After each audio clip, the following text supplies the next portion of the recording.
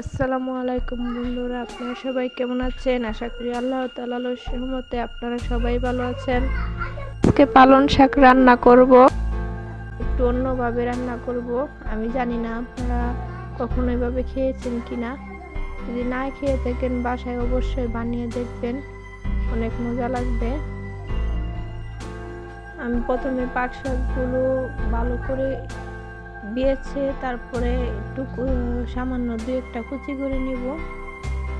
তো আগে শাকগুলো বাছা হয়ে গেছে, দেখতে পাচ্ছেন আমি মাঝখান দিয়ে 2-3টা কুচি করে নিয়েছি।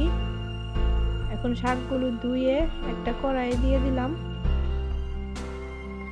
শাকগুলো একটু সিদ্ধ করে নিব। এর মধ্যে দিয়ে দিলাম কাঁচা মরিচ, একটা রসুন, দুটো পেঁয়াজ। তো শাকগুলো সিদ্ধ হয়ে গেছে, দেখতে পাচ্ছেন।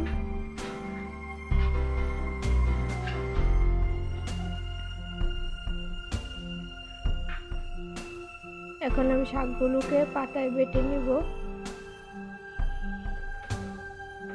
আমি এখান থেকে 2-1টা কাঁচামরিচ আস্তা রেখে দেব, কারণ সবগুলো কাঁচামরিচ বেটে দিলে শাকটা অনেক জাল হয়ে যাবে। আপনারা আপনাদের স্বাদ মতো জাল যেরকম যে খেতে পছন্দ করেন সেরকম ভাবে দিবেন। আর আমার ভিডিওটা ভালো লাগলে অবশ্যই লাইক সাবস্ক্রাইব করে দিবেন এবং কমেন্ট করতে ভুলবেন না। তো আমি দেখতে পাচ্ছেন আমি কয়েকটা কাঁচামরিচ আস্তায় রেখে দিয়েছি, বাটিনি।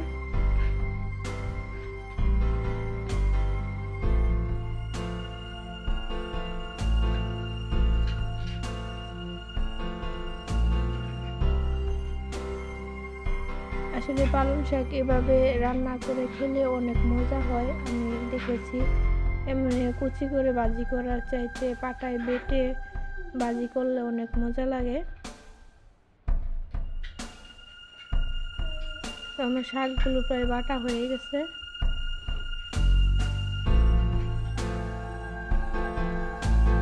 এই যে দেখতে পাচ্ছেন আমার শাকগুলো বাটা হয়ে গেছে। কয়েকটা পেঁয়াজ আমার রয়ে গেছিল, সেগুলো আমি বেটে নিলাম।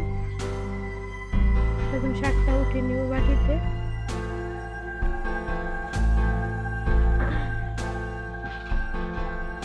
আমরা চলে যাব আবার রান্নাঘরে। এই যে আমার শাকগুলো সুন্দর বাটা হয়ে গেছে, আর দেখতেও খুব সুন্দর দেখা যাচ্ছে, একদম সবুজ। তো আমি একটা কড়াইতে তেল দিয়ে দিলাম। এখন আমি শুকনো মরিচ কয়টা ভেজে নেব আগে।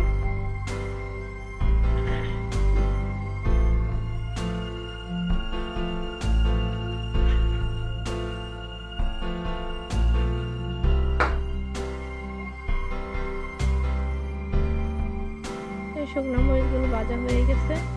এখন আমি এর মধ্যে 2টা পেঁয়াজ কুচি, 2টা রসুন কুচি দিয়ে দিলাম।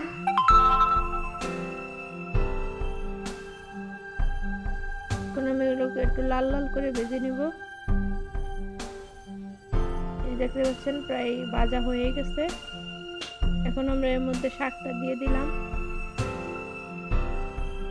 এখন তেলের সাথে শাকটাকে ভালো করে মিশিয়ে 4 থেকে 5 মিনিট ভেজে নিব।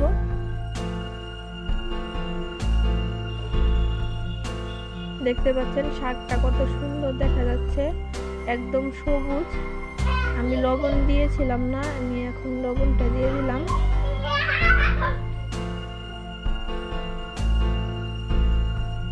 দেখতে পাচ্ছেন শাকটা কত সুন্দর দেখা যাচ্ছে। এই যে অনেক সুন্দর দেখা যাচ্ছে শাকটা। আর রসুনটা আমি আমারই দিয়েছি, কারণ আগে রসুন পাটায় বেটে দিচ্ছি শাকের সাথে, পরে রসুনগুলো আমি আমান দিয়েছি। দেখতে খুব সুন্দর দেখা যায় এবং খেতে অসাধারণ মজা লাগে। তো আমি আপনাদেরকে একটু খেয়ে দেখাচ্ছি। আমার ছেলেটা বলছে যে ও শাক খাবে না, তাই বলছে যে ও মাছ ভাজা দিয়ে ভাত খাবে। আমি খেয়ে দেখালাম, শাকটা অনেক মজা হয়েছে। আপনারা অবশ্যই বাসায় রান্না করে খেয়ে দেখবেন। খোদা হাফেজ।